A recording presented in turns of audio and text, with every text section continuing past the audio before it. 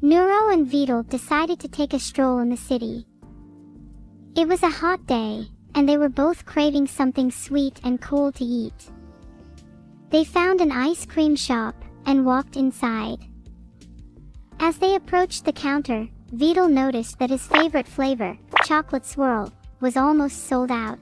He quickly tried to order some before it ran out, but to his dismay, the shopkeeper informed him that someone had ordered all of it just before he got there.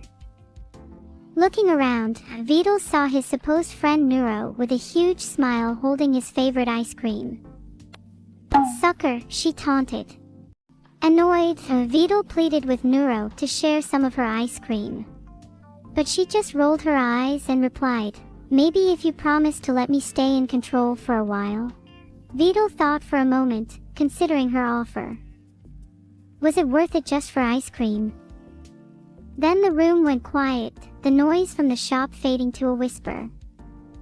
Above them, the ceiling opened, revealing a swirling vortex of light.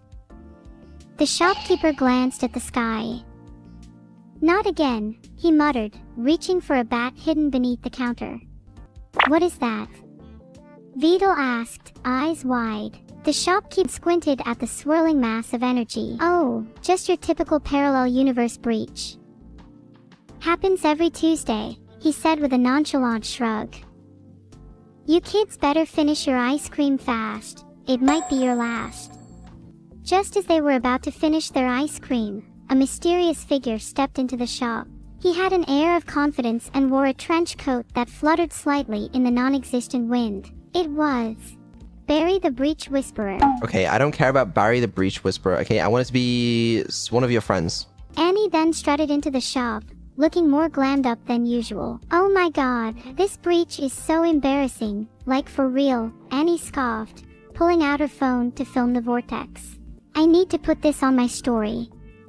"Annie," Vidal barked, "we need to figure out how to stop this vortex or we might not make it to Wednesday." That's so Annie. That's so Annie. You're right. Annie sighed. "You guys are always so dramatic. What's the worst that could happen?" "Ah." Filtered. "Actually, Annie might be right," the shopkeeper interrupted, lowering his bat. "The breach seems smaller than usual.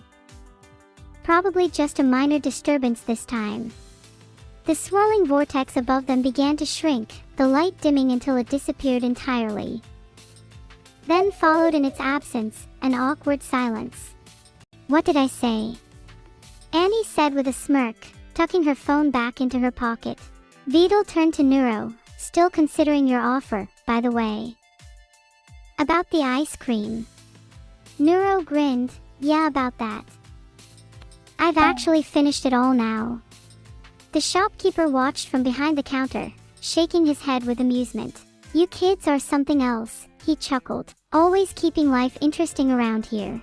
Neuro and Vidal exchanged a look. They both knew that no matter the chaos that seemed to always follow them, they'd face it together.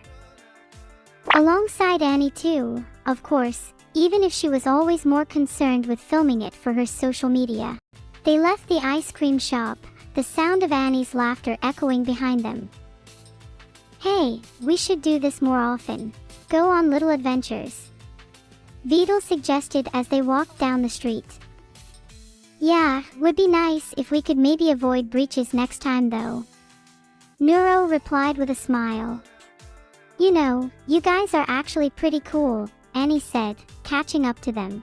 "Maybe I'll hang out with you more, even without the filming." And with that, the three of them continued their stroll through the city, ready for whatever chaotic events their friendship led them to next. Okay, I like it. I would like some drama though.